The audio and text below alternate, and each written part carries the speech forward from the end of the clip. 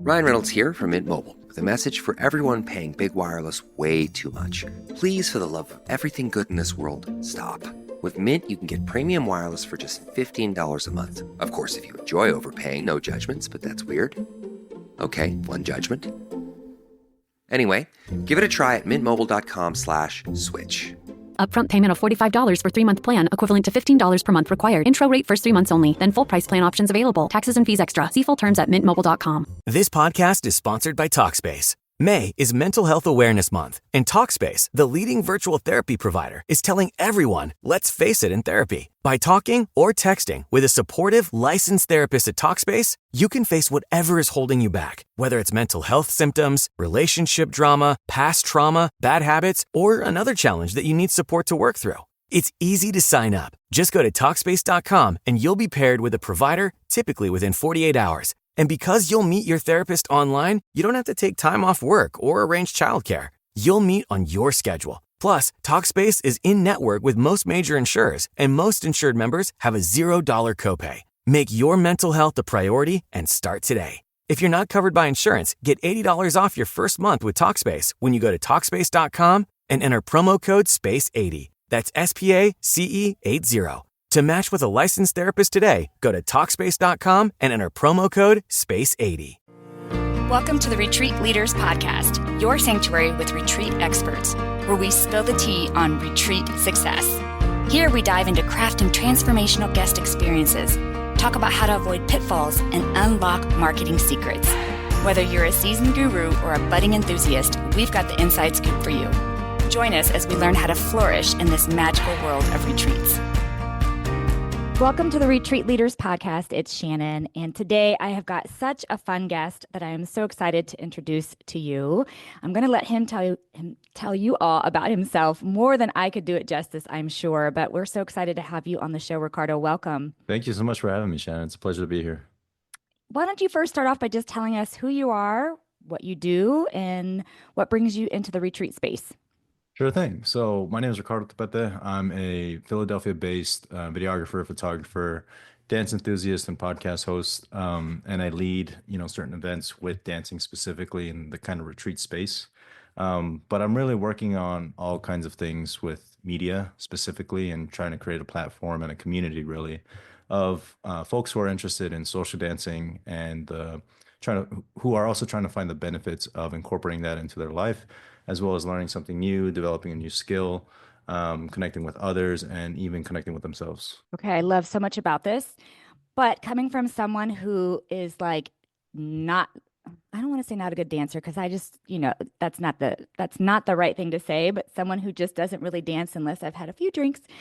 Do you find that there are people who are intimidated when you start talking about this, or people who naturally love to dance gravitate towards you and your message? That's a phenomenal question. I think there definitely are a good number of people who are hesitant when they hear about social dancing or just dancing in general. I think like people right off the bat, they probably think about dancing as like the club, doing your two-step at a hip hop kind of, area late at night, surrounded by alcohol and strangers and etc. Social dancing has some components of that, but it's not quite all that. And so social dancing, at least in the specific realm of where I, involve myself in, is Latin style social dancing. It also kind of just evolves as a number of things. So I mainly dance salsa, bachata, zouk, and kizomba. And zouk and kizomba aren't necessarily Latin style, but they're kind of in a similar world where, at least in a lot of socials, you can find good mix and blend of all of them. However, mainly focusing on salsa and bachata as the Latin styles is something that I've been doing for the last close to a decade now.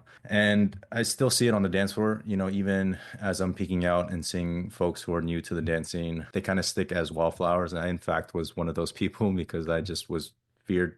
I had this huge fear of, kind of moving my body and kind of feeling like I would be embarrassed to have people watch me dance. And even like people who have seen videos of people social dancing or even have heard about it or are passing by and walking and see all these kind of people, this kind of mess of people moving all kinds of crazy and spinning and dipping and all that. It definitely sparks some intimidation. However, I think that intimidation in all essence is just curiosity. Just like when you're nervous for public speaking or, talking to somebody, it's because I think you're excited. And that's probably what is going on in people's minds, but it kind of registers as a fear at first. And so I'm kind of here to break down those barriers and break down those walls of fear and be able to help people realize that dancing doesn't necessarily involve you being naturally born talented in that sense. You can learn it over time. Okay. I have so many thoughts on this. The first one is just a random, I don't know what, but my stepmom is Puerto Rican, and I grew up in Puerto Rican parties, weddings, gatherings, and so I actually, believe it or not, I actually feel really comfortable dancing. I guess you would call it salsa, Latin style, just free movement of your body to that beat of music. I can jive with that instant because I grew up with it, and I mean, it just right away as soon as I hear that tone, that beat, that whole thing, that rhythm of it, of that style of music, my body automatically wants to move. On the flip side, if you have country music, and I like listening to country music, I'm over here like, yeah, that's not going to happen. I don't think so. But I just thought that was funny because that's kind of what you specialize. I'm curious, can you like share a specific instance or get an example of where movement or dance like can break down barriers between participants at a retreat or in a retreat setting? Absolutely. I think it's social dancing is probably the best icebreaker there is because you're literally thrown into the fire. You're thrown into a pack of wolves in a metaphorical way because you just there's no real hesitation. Like you say yes and you commit to a full 2 to 3 minutes with this person, sometimes even longer, 5 minutes, 7 minutes if it's a live salsa band playing and they just don't stop because the music and the energy is high. But essentially, I think social dancing is a unique tool to be able to create a bond with people on retreats specifically. And I've seen this firsthand at workshops and at weekenders, is what we call it, or congresses, festivals, really is what it is. But it's a weekend long festival retreat again, and it involves everything that's with dancing. So major cities like LA, Miami, Austin, Texas has a weekender and festival going on. Dallas, Texas, and even across the world, Poland, Spain, places in Europe you don't ever would have thought that social dancing, especially salsa and bachata, is a thing, is actually a thing, and it's huge, even bigger here than in the States, I would argue. But I've seen firsthand and witnessed it in myself as well.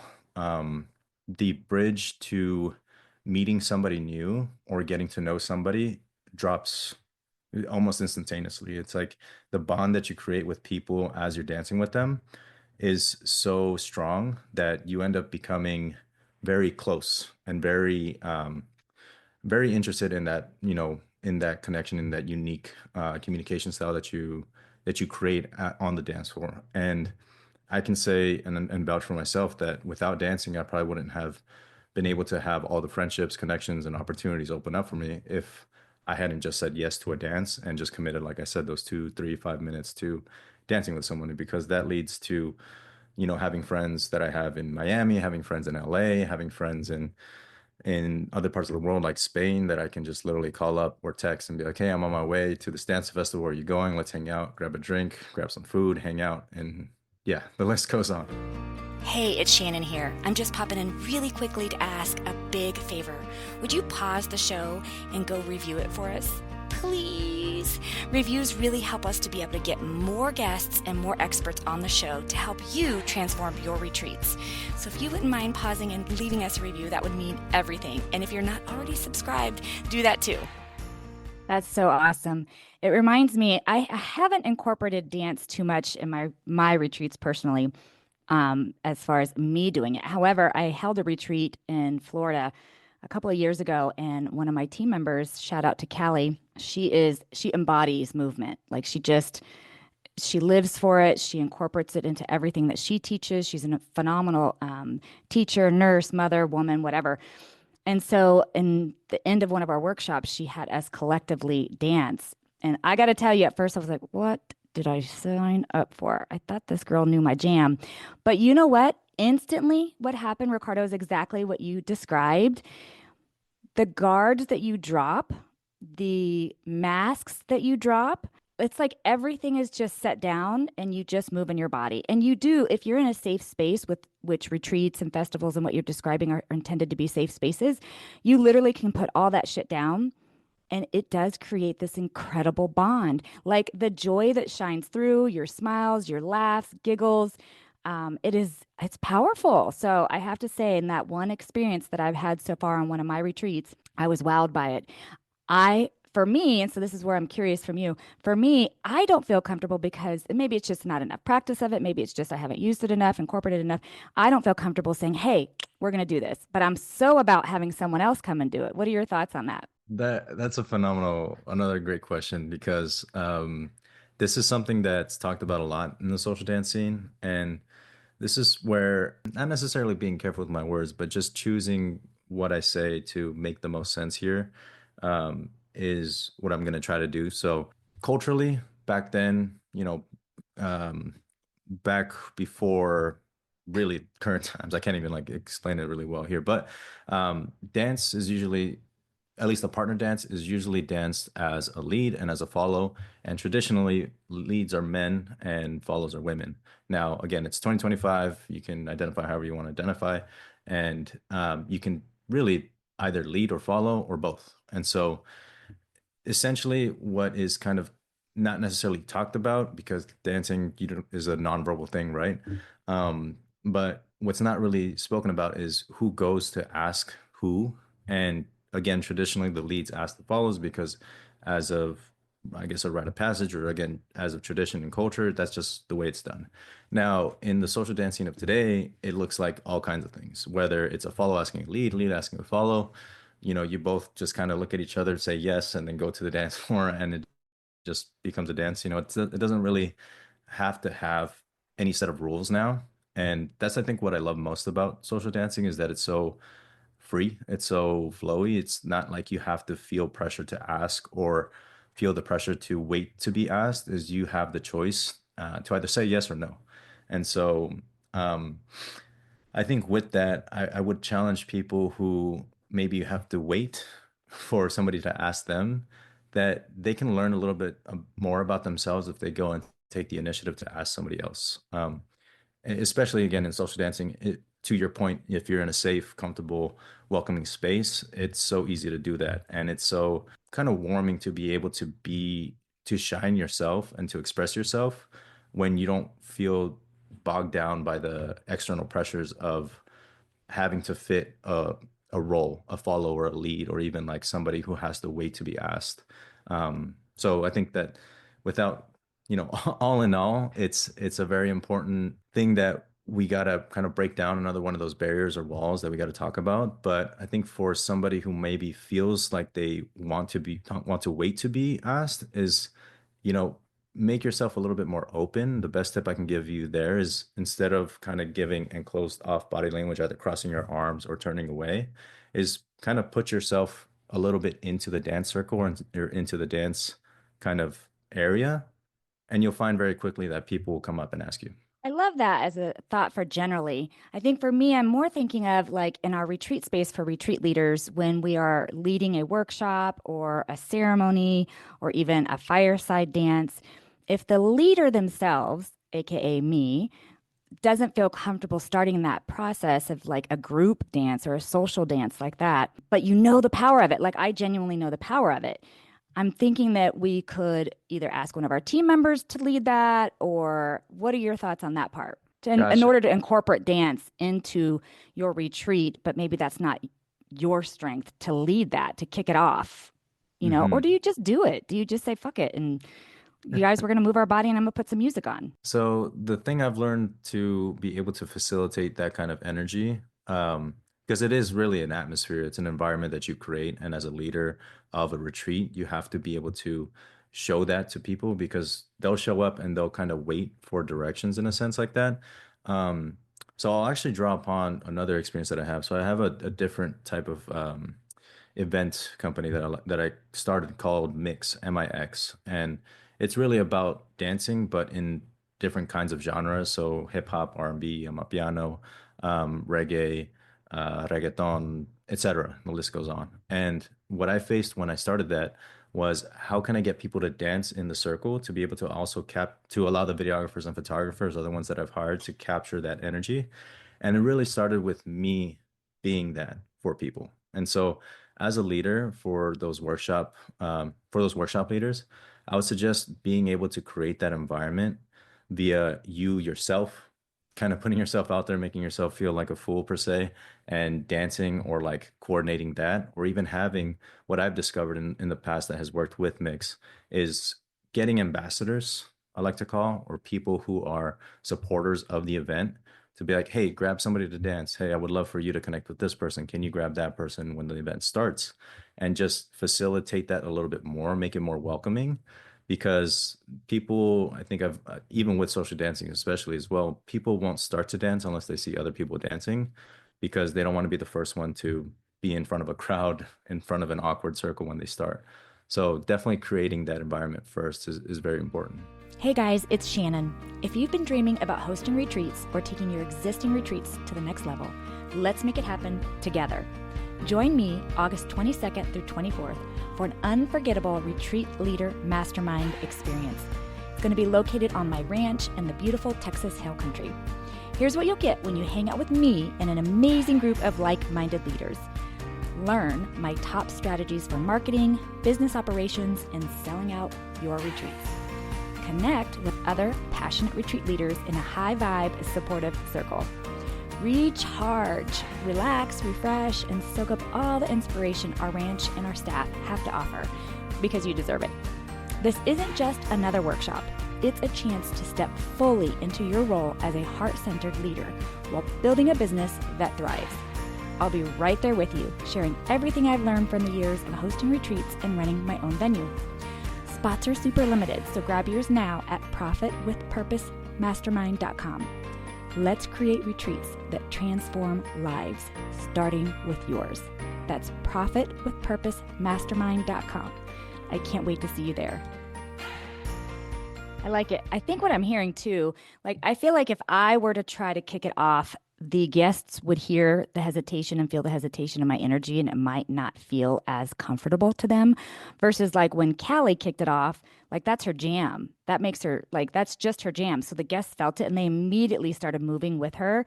And so I'm thinking that if this is something, as retreat leaders are listening, if they're like, man, I do understand and appreciate the power of dance and movement and dropping into our body and that connection, that bond that it can create, is seeing if you've got either someone on your team or an ambassador, as you called it, which I like, that does feel comfortable with that to help kick it off. Sometimes you might even have a guest who's attending who's like, oh, I just love dance, and you can invite them at the fireside to kick off a dance or whatever. So I'm hearing anyways that if it's not your jam, show up for it anyway and participate, but maybe somebody else on your team or somebody else can help kick it off, just so that you can create that moment.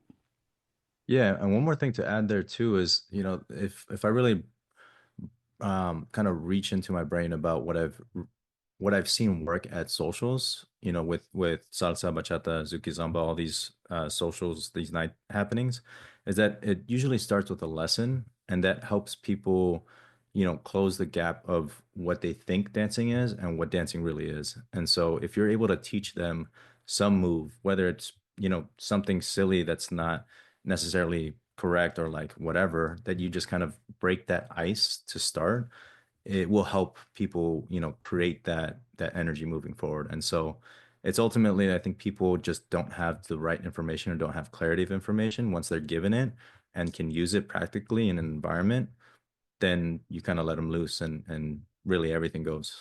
Oh, I love that. So one thing I have done, I did it for my alumni retreat. My alumni retreat is something I do every other day, and it's open only to guests who've already been on my retreat. And so one year I hired a couple that came in and taught everybody the two-step. And that was so fun. And some of us were flopping around, and again, like I mentioned, I can't really dance the two-step very well. I just couldn't pick up the moves, but whatever.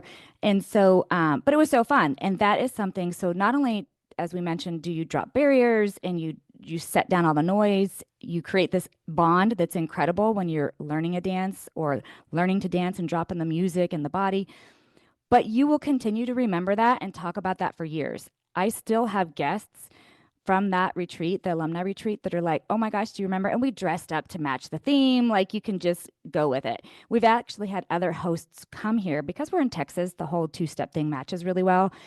We've had other hosts hire this couple, and they come in and they teach their group two-step, and it is awesome. It's a combination of hysterical, awesome, fun, but it is definitely bonding, and it's something that they remember forever because they dropped into their body. Do you know what I mean?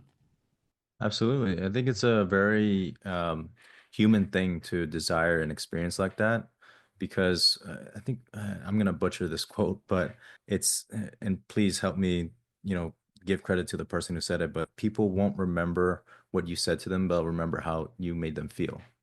And so I think that's the most, that's it right there. Yeah, you nailed it with that.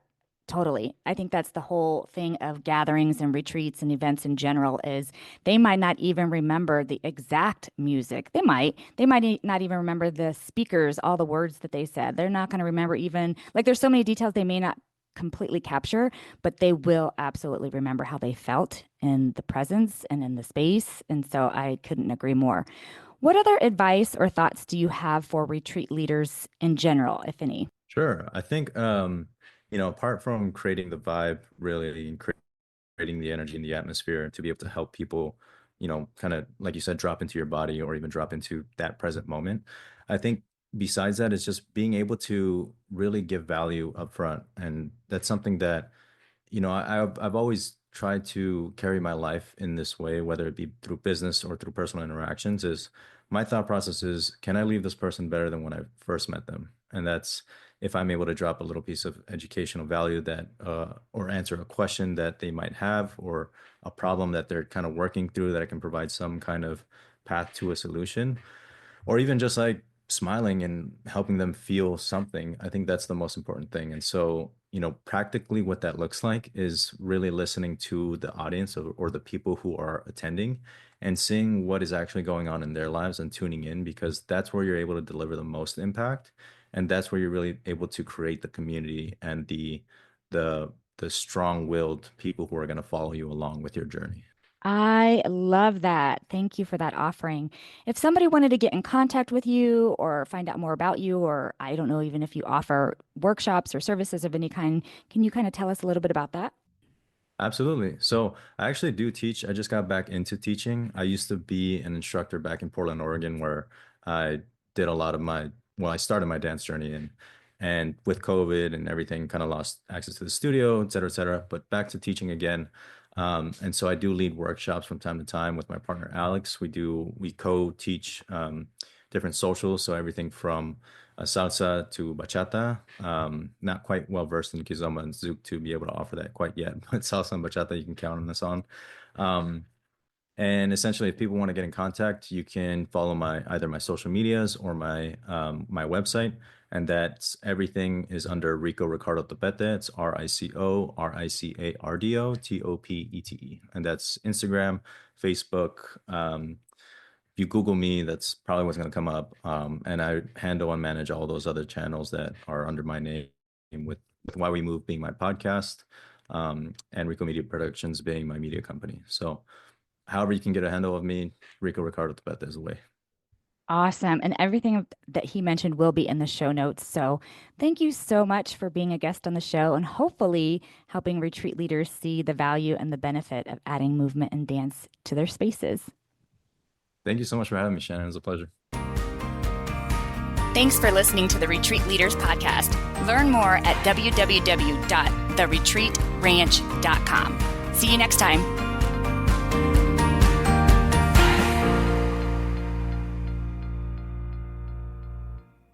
This podcast is sponsored by Talkspace. May is Mental Health Awareness Month, and Talkspace, the leading virtual therapy provider, is telling everyone, let's face it in therapy. By talking or texting with a supportive, licensed therapist at Talkspace, you can face whatever is holding you back, whether it's mental health symptoms, relationship drama, past trauma, bad habits, or another challenge that you need support to work through. It's easy to sign up. Just go to Talkspace.com and you'll be paired with a provider, typically within 48 hours. And because you'll meet your therapist online, you don't have to take time off work or arrange childcare. You'll meet on your schedule. Plus, Talkspace is in-network with most major insurers, and most insured members have a $0 copay. Make your mental health a priority and start today. If you're not covered by insurance, get $80 off your first month with Talkspace when you go to Talkspace.com and enter promo code SPACE80. That's SPACE80. To match with a licensed therapist today, go to Talkspace.com and enter promo code SPACE80.